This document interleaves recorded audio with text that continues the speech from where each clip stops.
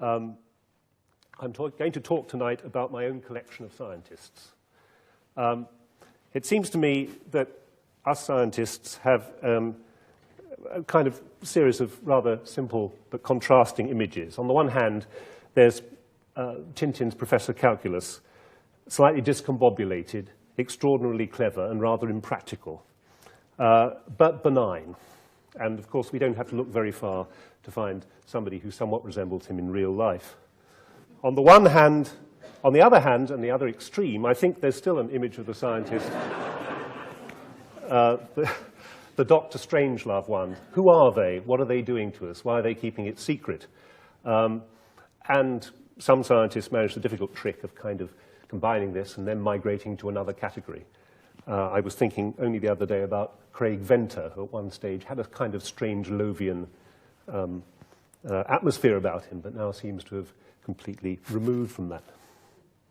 So perhaps the best we can hope for is to be Brains from Thunderbird. Slightly nerdish, perhaps a bit of a cold fish. But of course, all this is nonsense. I know scientists, and most people here do, and we're not like that at all. We're human beings with all the foibles and characteristics of other human beings. So what I want to do is to present you with a natural history, a collection of stories of scientists that I have encountered while I've been particularly researching a book about the history of the place that I've worked for the last 30 years or so, as Martin said. This is the sort of, one might describe as a temple of taxonomy. Millions of specimens, many of them the scientific basis for naming the natural world. This is taxonomy and systematics. And most of the people I'll be talking about, in one way or another, are involved with taxonomy and systematics. Well, when I started working at the Natural History Museum, I used to suffer from slight guilt feelings, I suppose. Here I was, well into the 20th century, feeling at some level a 19th century scientist. Time went on, I entered the 21st century, and I still had this feeling that I was a 19th century scientist. And then one day I woke up and realized I was quite wrong. I was actually an 18th century scientist. In that I believed in the connectedness between science, arts, and, as the President kindly remarked, one of the things I want to do is to show how scientific knowledge enhances appreciation of landscape, history, and particularly respect for the evolutionary time of the planet. I have to say that certain scientists have commanded a very large proportion of biographical time. Well, one thinks of Darwin, and one thinks of perhaps people like Rutherford. And I could have told stories about well-known people like this. Here, for example, Rutherford, who was famous for his booming voice, which could upset apparently delicate experiments, is standing under a "talk softly, please" notice. And he was apparently known as the crocodile, not for any particularly sinister reasons. This is from the old Cavendish laboratory, but apparently crocodile was given to him by Kapitsa and is a great term of admiration in Russia. But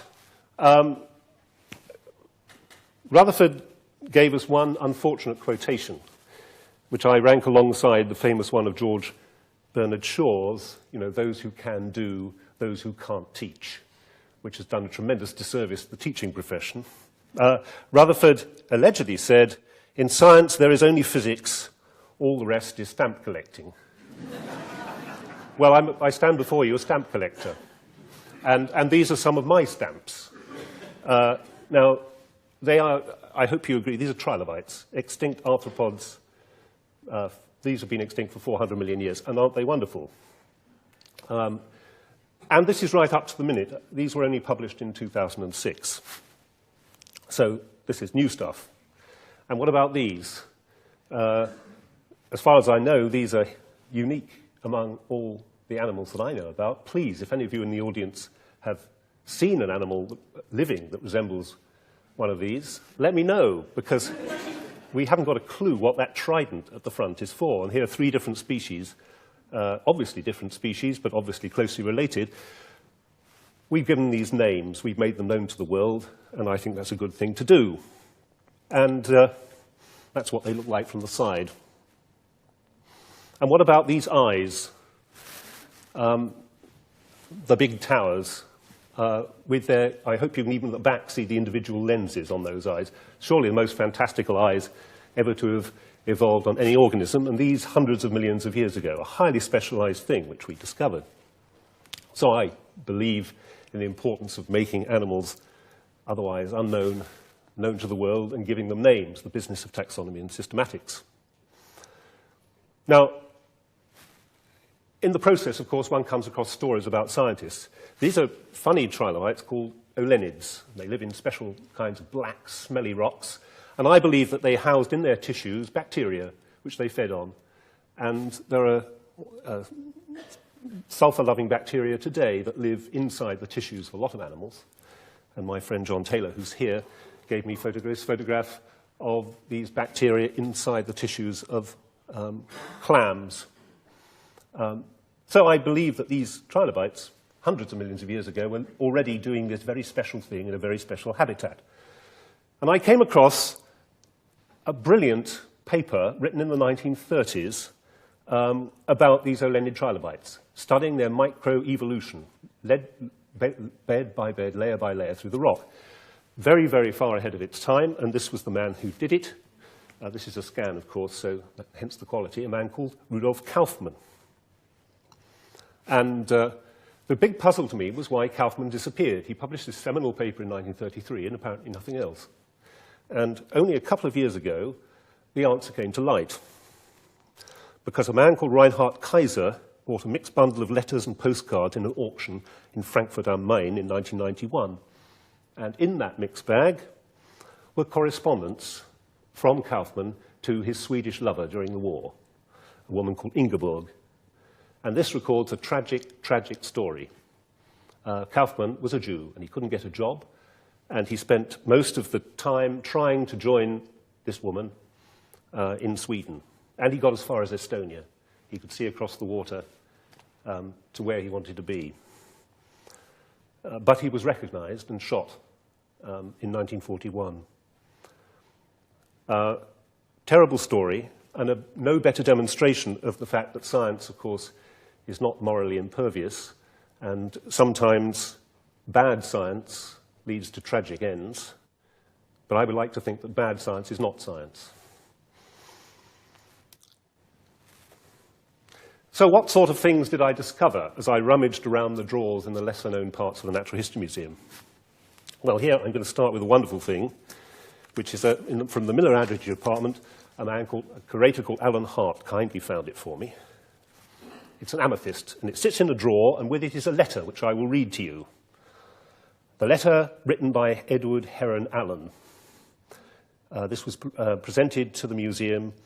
This letter was written in 1904. These lines are addressed in mourning before he or she shall assume the responsibility of owning this amethyst. This stone is trebly accursed and is stained with the blood and the dishonor of everyone who has ever owned it. It was looted from the treasure of the temple of the god Indra at Cawnpore during the Indian Mutiny of 1855 and brought to this country by Colonel W. Ferris of the Bengal Cavalry. From the day he possessed it, he was unfortunate and lost both health and money. His son, who had it after his death, suffered the most persistent ill fortune, till I accepted the stone from him in 1890. He had given it once to a friend, but the friend shortly afterwards committed suicide and left it back to him by will. Good friend. From the moment I had it, misfortunes attacked me until I had it bound round with a double-headed snake that had been a finger ring of Hayden the astrologer. Do you know who that was, Martin? Looped up with zodiacal plaques and neutralized between Hayden's magic tau and two amethyst scarabaei of Queen Hattusili's period bought from Der el Bahari. It remained thus quietly until 1902, though not only I, but my wife, Professor Ross, and Mrs. Haddon frequently saw it in my library, the Hindu yoga who haunts the stone trying to get it back. He sits on his heels in the corner of the room, digging in the floor with his hands as if searching for it. In 1902, under protest, I gave it to a friend who was thereupon overwhelmed with every possible disaster. On my return from Egypt in 1903, I found she had returned it to me. And after another great misfortune had fallen on me, I threw it into the Regent's Canal. 3 months afterwards, it was brought back to me by a Wardour Street dealer who had bought it from a dredger. Then I gave it to a friend who was a singer at her earnest wish. The next time she tried to sing, her voice was dead and gone, and she has never sung since. He goes on to say that he's packing it in 7 boxes and depositing it at the bankers with directions that it wasn't to see the light again until he's been dead 33 years. His daughter gave it to the Natural History Museum, where it went in a drawer, and when the 33 years had elapsed, which is in the 70s, the curse was not lifted, presumably, and several people enjoined the curator, perhaps they could wear it to the museum party. But very wisely, I think he refused permission for anyone to take it out. Well, after that letter, I had to find out something about Heron Allen. And in my classification, I think I might describe him as the extinct species. Here he is, handsome fellow, and he's a man of most extraordinary and diverse achievements. For example, he was the first to translate the Rubaiyat of Omar Khayyam. And then, in his spare time, he wrote the definitive work on violin making, which apparently remained in print for very, very many years. And now this is especially for the present political climate. I don't know who the strange papers of Dr. Blair are, but Christopher Blair was the name under which he wrote his novels, or at least one of the names. But at the same time, he genuinely became a world authority on these little chaps, single-celled foraminifera, little calcareous shells that are extremely important in making rocks, almost the most important things in making calcareous rocks.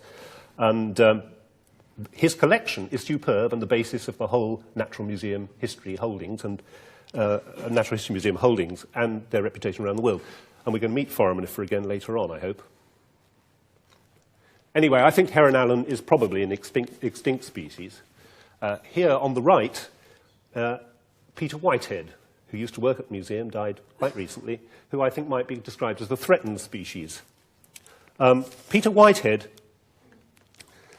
was an expert on these things, the herring family. And he wrote an enormous work published by the FAO between 85 and 88, Clupioid Fishes of the World. One part of it alone is 580 pages long. And of course, none of you will have heard of it. But it is a documentation of a family of fish which actually provides, I think, 15 to 20% of the world's protein. So this is extraordinarily important work. Now, Peter himself was, to say the least, a difficult character. A bit arrogant, wanted to be left alone, wanted to get on with it, and he did what he liked. And one of the things he discovered was lost Mozart. This headline dates from the 3rd of April 1977. And he found these lost Mozart manuscripts in the pursuit of a book called Libri Picturati, which he says contains some of the most celebrated natural history drawings, early ones from South America, of herrings. So he was in pursuit of herrings. He realized that the library that had Libri Picturati had disappeared, and it was part of a collection which included manuscripts, musical manuscripts. I took out the correspondence from our archives. It's voluminous. It occupies several boxes. He must have spent days, weeks, months on this. And eventually, he traced it to a Benedictine. It disappeared during the war, probably moved for safekeeping, to Kloster Grossau, which is a Benedictine monastery in Silesia, where it probably survived the war, but was moved again. And after much dogged research, he eventually traced the collections to the Jagiellon Library in Krakow, in Poland. Now, all the time, he was supposed to be working on herrings. Now, I don't think that, what should we say, there are several here, employees of the Natural History Museum would be allowed to do this today. But nonetheless, the kind of devotion that he shows to the herrings and all of its kind I think, is a wonderful thing and the backbone of systematics.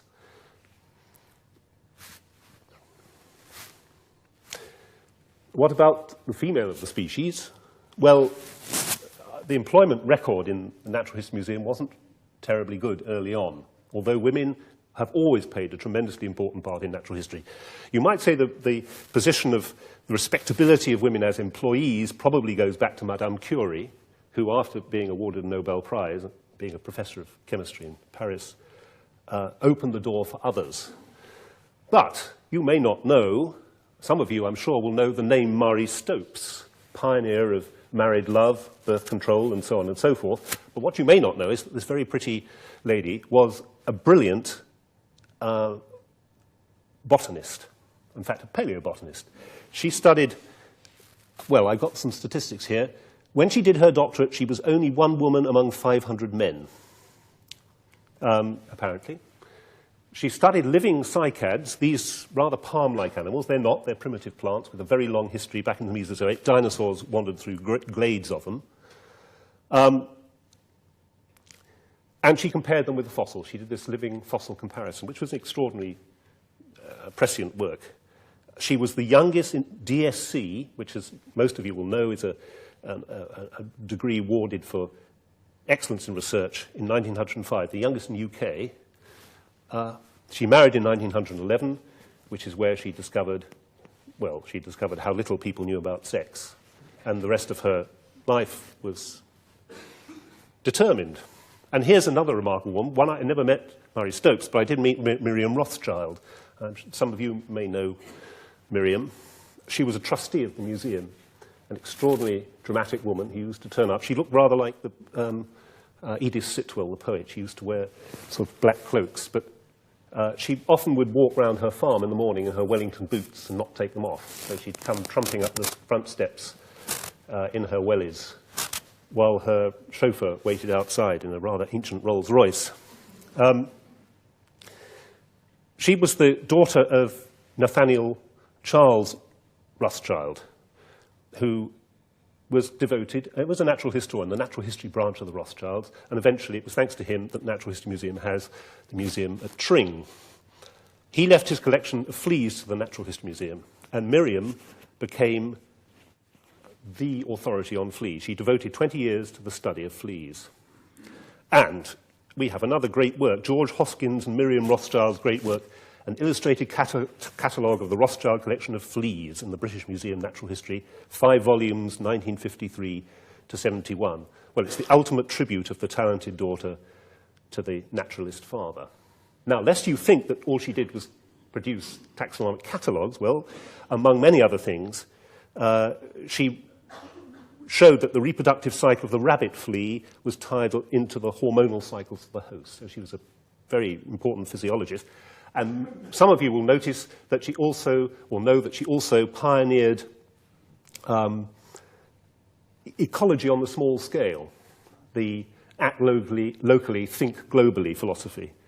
At her estate in Ashton Wold near Peterborough, I remember being lectured by her on the virtues of roadside verges as little havens for biodiversity. She was a remarkable woman. I might say that she was known as the Queen Bee, and when her chauffeur deposited her at the museum, he would stand outside in a rather moth-eaten chauffeur's uniform. We kept on noticing he was doing this all the time.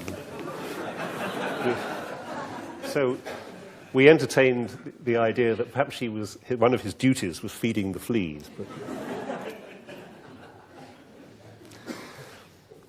well, I wish I had time to document some of the other extraordinary women who've worked in the Natural History Museum, like Evelyn Cheeseman or Sidney Manton. They have one characteristic in common. I suppose it wouldn't be unfair to describe them as formidable, but I prefer the French expression, formidable, smashing. Oh, there's one of Miriam's fleas. I should have put that on earlier. Well, there's another category of scientists whose ideas I've sort of lumped together loosely under the idea that they're doomed to extinction. These are the kind of ideas that flare up in popularity only to die in the natural selection of common sense. And this man, Lang, Dr. Lang, between the wars, was one rather good example of this. Now, Lang worked on bryozoans, mossy-like, well, no, they're not really. The colonial organisms, colonial marine organisms, small, that form these very pretty net-like colonies, very important in the ocean. Lang studied Mesozoic ones in particular, and he noticed that as you go up the Cretaceous towards the Cretaceous-Tertiary boundary, aren't they pretty? They became, one group of them, the cribrimorphs, became progressively calcified, produced more and more calcium carbonate, till they kind of walled themselves in, or so he thought. So he cooked up an idea, or promulgated an idea, which is known as orthogenesis, in which evolution, as it were, once having started down a track, can't help but follow it to the end and the inevitable extinction. And this enjoyed really quite a vogue for a number of years. It was applied to these things, ammonites, for example. In the Cretaceous, some ammonites became strange shapes. They unrolled from the familiar ram's horn. Here's one that's curling back on itself. And there were some that became all tangled up like a ball of wool. The idea here was that their coiling got out of control, and they carried on until they tied themselves up in knots and died out. Yes, it sounds silly, and in fact it is rather silly, because recent studies have shown that those bryozoans didn't even die out at the Cretaceous-Tertiary boundary. They had descendants. But nonetheless, this idea had currency for quite a lot of time. Now, before I make fun of this people, I should point out that the work that they did was not bad, and much of it endures. But what endures is the taxonomy and systematics. We still use Lang's species names for bryozoans. His descriptions still work, at least in part. And the man that had the ammonite theories is still one of the great respected names. In other words, this basic research sometimes outlives the theories that grow out of them. Now, at the complete far end of this, we have the nummulosphere. I've already mentioned foraminifera, single-celled organisms. Well, there are giant single-celled organisms called nummulites, very common in, for example, Eocene rocks. They make up the pyramids of Egypt, Giza. They look like this in thin section. They lived in limestone, warm limestone seas. Kirkpatrick, however, developed the idea that all rocks were made out of nummulites. Now, perhaps anywhere else except the Natural History Museum, he wouldn't have been allowed to carry on, but he did. And he produced 3 volumes of the nummulosphere, one of which showed that igneous rocks, like these lavas erupting in Hawaii, were also made out of nummulites. And I'm just going to show you this. This is a plate. It's not very beautiful, but this is a plate from his actual book.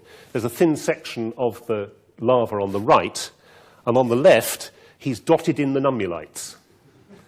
And so this is really an optical illusion. I don't know, sometimes when you wake up in the morning with a bit of a hangover, you see little whirly-whirly shapes on your retina. I wonder if he just didn't dot in the whirly-whirly shapes. But, well, I came across a very useful expression for this kind of idea recently. If you look at the district line on the right, there's a station called Upney, which is one station beyond Barking.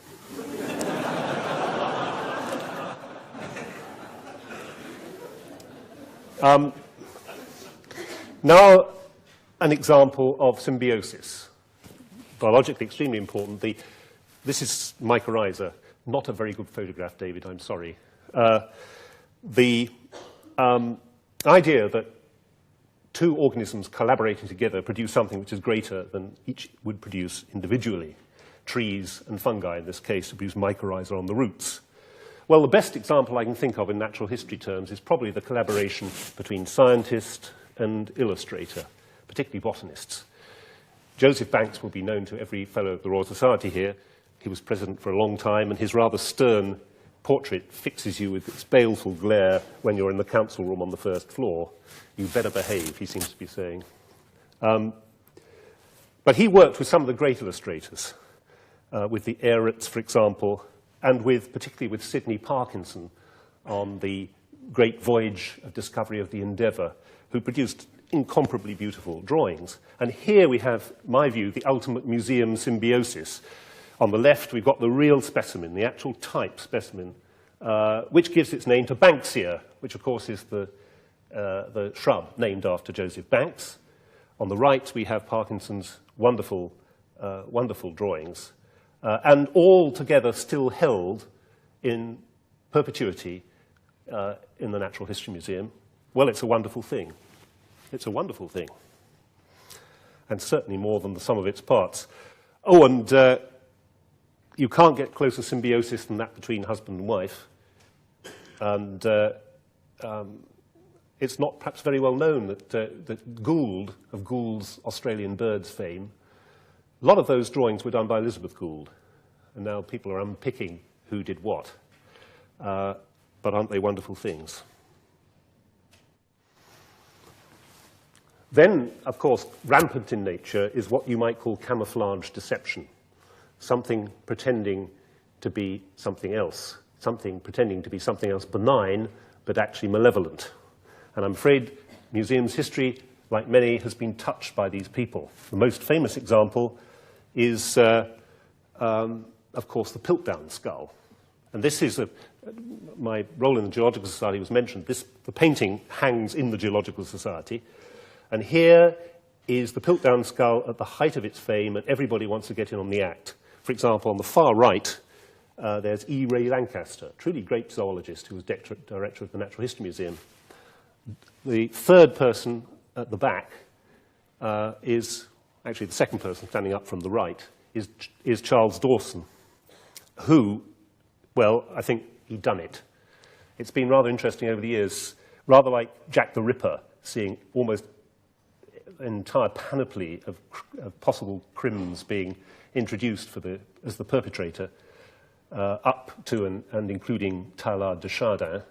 But ultimately, it was the local solicitor who suffered from obsessive vainglory who did it and got away with it until the specimens, of course. One golden rule about museums is never throw anything away. Nothing was thrown away. The specimens were kept. They could be analyzed later on, and it was museum people who exposed the deception. Perhaps less well known to you is this man. This is Richard Meinertzhagen, whom I just remember when I first joined the museum. Very handsome devil. He had another colourful, not quite Heron Allen-esque life, but he'd been, among other things, a spy, crack shot in the army, and was a very good bird taxonomist. And he shot and brought back enormous numbers of birds and presented them to the Natural History Museum.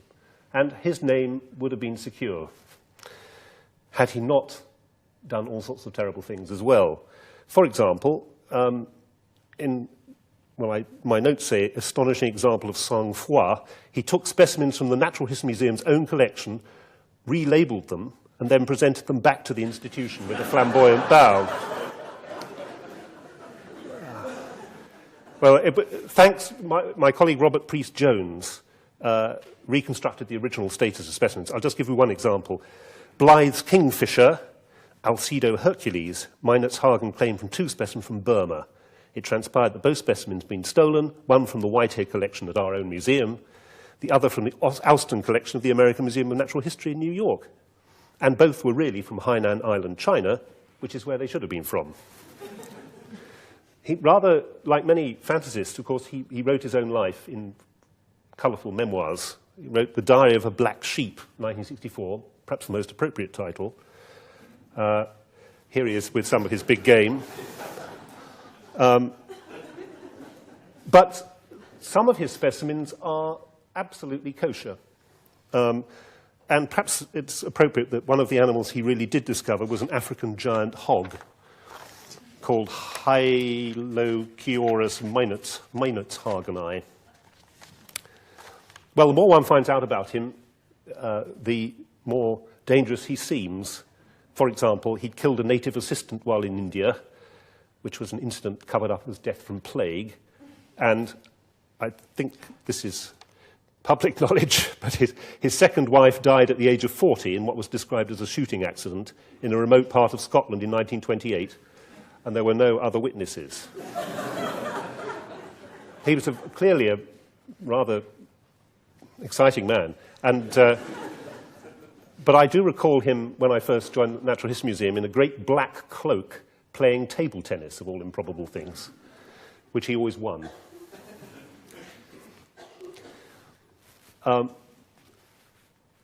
Another example, perhaps, of course, is feeding frenzy. Now, in science, this frequently results, at least in my field, when you get a new idea that appears on the scene, usually with one pioneer paper. And this is like a big carcass dropped into a sea full of sharks. Within a year, every fish for miles around is having a go at it, trying to get associated with a new idea. A very good example in our life is the extinction of the dinosaurs, the mega extinction, which took out many of the things I've already shown you. Like the ammonites, 65 million years ago at the Cretaceous-Tertiary boundary. Was it a large bolide? This goes back to a paper published by the Alvarezes, father and son, in 1980, called, it was published in Nature, I think, Extraterrestrial Cause of the Cretaceous-Tertiary Extinction, Lewis and Walter Alvarez, 1980. It made an impact. Just to remind you, some of the things that went out at this extinction event, ammonites on the right, marine lizards, a lot of things in the sea as well, of course, as the familiar dinosaurs, and some of the things that survived as dwarfed, stunted things in pretty poor shape. So it was one of the big mass extinctions, no question.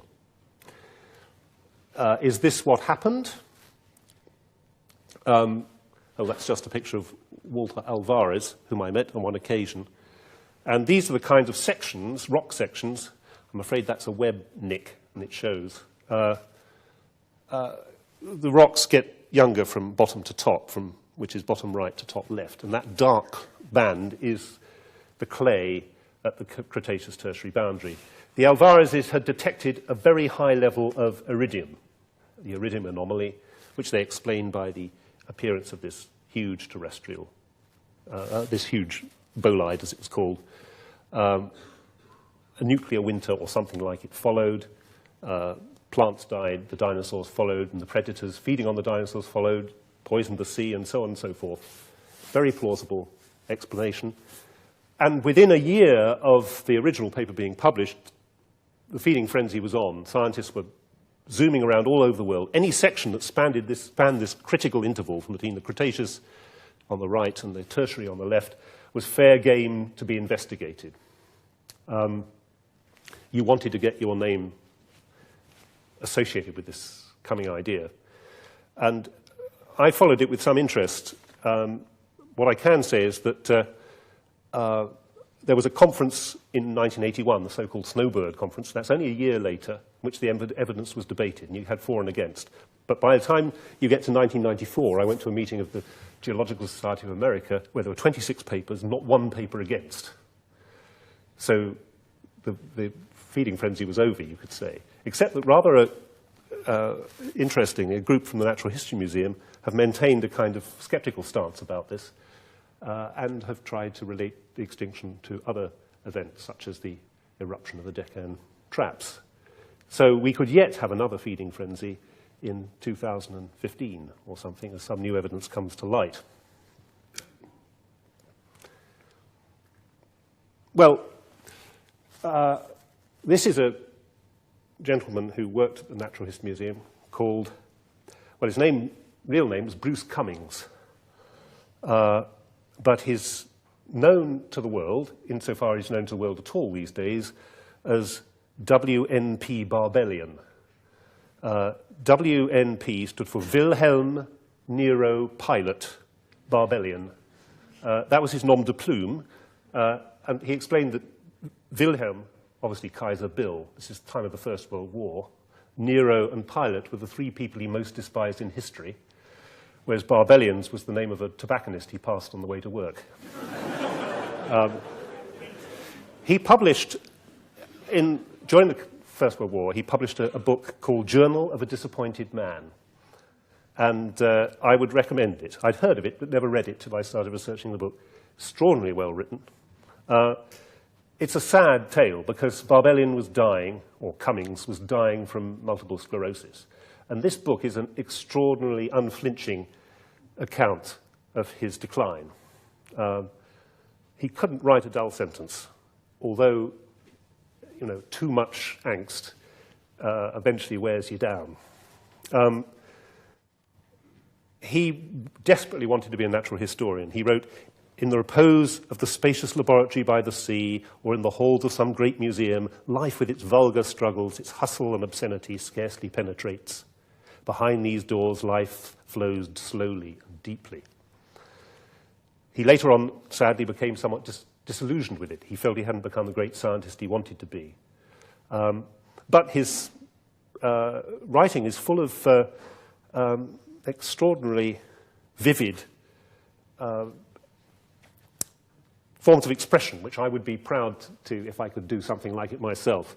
Well, the science isn't right, but listen to him, for example, talking about why he likes the fact that we came from primates.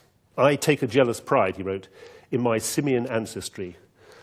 I like to think I was once a magnificent, hairy fellow living in the trees, and my frame has come down through geological time via a sea jelly and worms and amphioxus, fish, dinosaurs, and apes. Who would exchange these for the pallid couple in the Garden of Eden?" I'm reminded of these lines when we come across some of the creationist debates that are still and rather extraordinarily with us. And of course, my own view, as you can no doubt appreciate, is that I'm extremely proud to be part of a world which includes trilobites and foraminifera and dinosaurs. I think it's a wonderful thing. So to finish, what I hope has come through is that these biographies are extraordinary, and they're extraordinary people, and they're interesting people.